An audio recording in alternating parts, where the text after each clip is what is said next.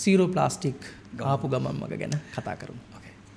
මනෝද්‍ය මෙහෙමයි. මම ඔයා දන්නවා මීට කලින් මම ස්ටාර්ට්අප් කීපයක් කරලා තියෙනවා.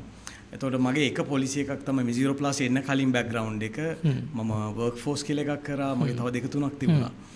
මම හිතනවා අර රිචඩ් බ්‍රැන්සන් කිව්වා වගේ fail faster equal to your learning faster. මම හිතනවා මගේ මොනවා හරි සක්සස් එකක් තියෙනවා නම් ඒක තමයි බේස්මන්ට් එක. මම හැම වෙලේම කරලා ෆේල් වෙන්න කැමතියි. ඒකේ ලෙසන් එක ඊළඟ එකට අරන් යනවා. ඒතර zero plastic පටන් ගන්න හේතු වෙච්ච කාරණාව කිව්වොත් අතර මේක අහඹ සිදුවීමක්.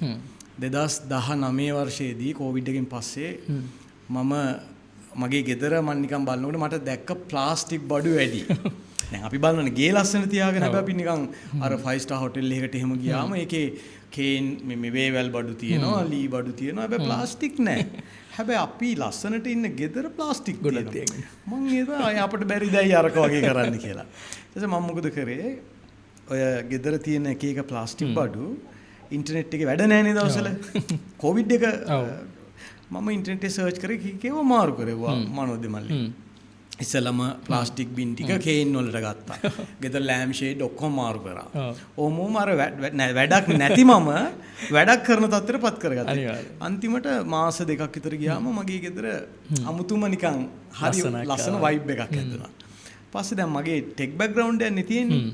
මම බැලුවා දැන් මේ ප්ලාස්ටික් නැතුණාම මේක ලස්සන නම් මේ වගේ රික්වයර්මන්ට් තව ඇති. මම ගත්ත ඩොමේන් එක zeroplastic.lk කියලා purely financial purpose එකට. මේක very clearly කියලා කියන්න ඕනේ. වෙබ්සයිට් එකක් හදලා මම e-commerce site එකක් හදලා අර මගේ contacts ටික දාලා මම ඒක කැම්පේන් එක කරා. මේකේ බඩු විකිනෙන්න ගත්තා. දැන් මේක අහම සිදුවීමක්. දැන් මේකේ බඩු විකිනෙනවා බඩු ඒ කාලේ මම වැඩ කරා ආයතනයක. ඒ ආයතනයේ මට දුන්න විශ්වවිද්‍යාලවලට ඩිජිටල් මාකටිං උගන්වනවා.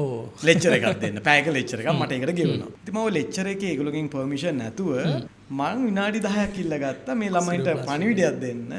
මේ ප්ලාස්ටික් බඩු හින්දා මෙහෙම ප්‍රශ්නයක් වෙලා තියෙනවා ලෝකල් බඩු වලට. අපි එකතු වෙලා මේකට කැම්පේන් කරමු. ඒතර මගේ සපෝට් එක අවොල්ලෙන් මොකද කවුරුත් නැහැනේ මං තනියෙන් මේ වැඩේ. දැන් මං හිතුවේ ළමයි 5-6 දිනක් විතරක් ඇවිල්ලා මේක කරයි කියලා. මනෝද්‍ය විශ්වාස කරන්න මුල් මාසේ අපි තුමු ළමයි 100යි. දෙවෙනි මාසේ 500යි. කොමාරි මාස 3ක් විතර ඇද්දි මට දැනුණා මේක දැන් පොඩි එතිකල් ප්‍රශ්නයක් තියෙනවා. මගේ බිස්නස් එකක්. හැබැයි ළමයි වොලන්ටියර්ලි මේක ප්‍රොමෝට් කරනවා. මනෝද්‍ය මම ඩිසිෂන් එකක් අරගෙන e-commerce site එක ඕවර්නයිට් ක්ලෝස් කරා. නෑ.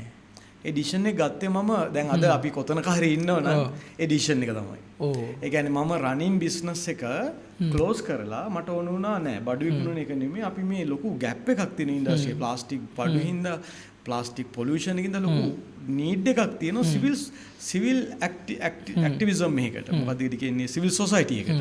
ඒකින්ද තමයි අපි වොලන්ටියර් සර්විස් එකක් විතර රෙජිස්ටර් කරලා e-commerce පැත්ත බිස්නස් පැත්ත අතහැරලා මේ ළමයි අරගෙන වොලන්ටියර් මූවමන්ට් එකක් විතර ඉන්න ගත්තා.